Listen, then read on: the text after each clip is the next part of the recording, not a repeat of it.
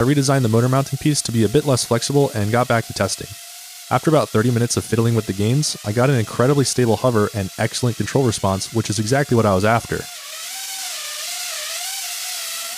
You can see just how precisely the motors need to tilt for pitch and yaw control.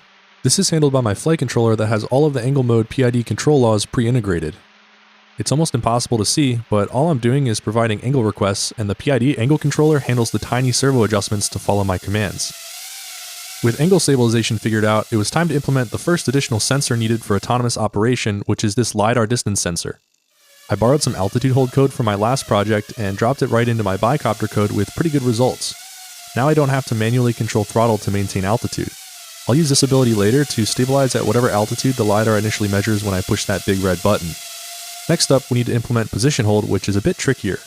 Even though the angle control is tuned really well, if there's any slight disturbance or wind, it'll still drift around.